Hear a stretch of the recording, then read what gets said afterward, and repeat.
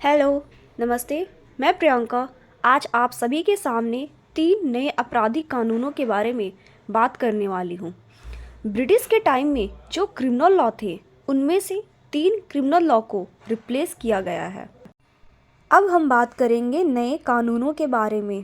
पहला है the Indian panel code, जो कि 1860 में ब्रिटिशर्स के द्वारा बनाया गया था। उसे अब रिप्लेस करके भारतीय न्याय संहिता रखा गया है।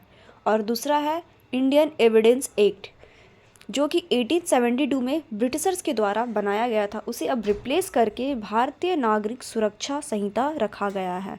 और अब हम बात करते हैं तीसरा, कोड ऑफ क्रिमिनल प्रोसीड्योर, जो कि 1898 में ब्रिटिशर्स के द्वारा बनाया गया था। उसे अब रिप्लेस करके भारतीय साक्ष्य बिल रखा गया है। और अब हम बात करेंगे कुछ नए कानूनों के बारे में, जो कि हम सभी को जानना बहुत ही ज़रूरी है। एक्सीडेंट तो किसी भी इंसान से हो सकता है, परंतु लोग एक्सीडेंट करके उस इंसान को मरता छोड़ भाग जाते हैं। इसलिए यह नियम लाया गया है कि यदि किसी से एक्सीडेंट होता है तो उसे हॉस्पिटल या फिर पुलिस स्टेशन ले जाना चाहिए। यदि जो एक्सीडेंट करता है, यदि वह स्वयं हॉस्पिटल ले जाता है, तो उसकी कम से कम सज़ा का प्रावधान दिया गया है। और जो मरता हुआ छोड़कर भाग जाता है, तो उसका मिनिमम 10 साल का सज़ा का प्रावधान दिया गया है। बलात्कार करने मात्र से पॉक्सो के सभी धाराएं न्याय संहिता के माध्यम से लागू हो जाएगा। 18 वर्ष से कम आयु के बच्चियों के बलात्कार करने के मामले में मृत्युदंड या आजीवन कारावास का सजा होगा। गैंग रेप में 20 साल की सजा या जिंदा रहने तक की सजा का प्रावधान दिया गया है। राजद्रोह को देशद्रोह में बदला गया है। राजद्रोह का मतलब पहले शासन था, भारत नहीं था। राजकर्ता के खिलाफ कोई भी कुछ बोलता था तो उसके ऊपर राजद्रोह का मुकदमा लग जाता था। उसे अब राजद्रोह के जगह देशद्रोह में रखा गया है। बहुत सारे ऐसे मुकदमे हैं जो लोग अपराध करके देश से भाग जाते हैं और दूसरे देश में शरण ले लेते हैं।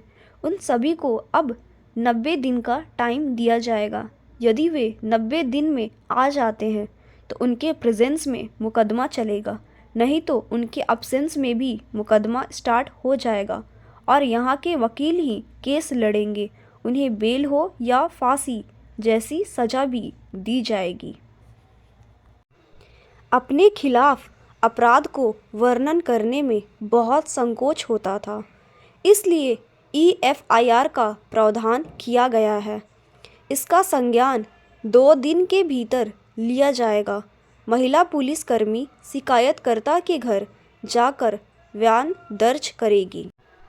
मॉब लिंचिंग, नस्ल, जाति या किसी संख्या के आधार पर एक टोला एकत्रित होकर किसी को मार देता है तो मैक्सिमम फांसी तक का सज़ा का प्रावधान है।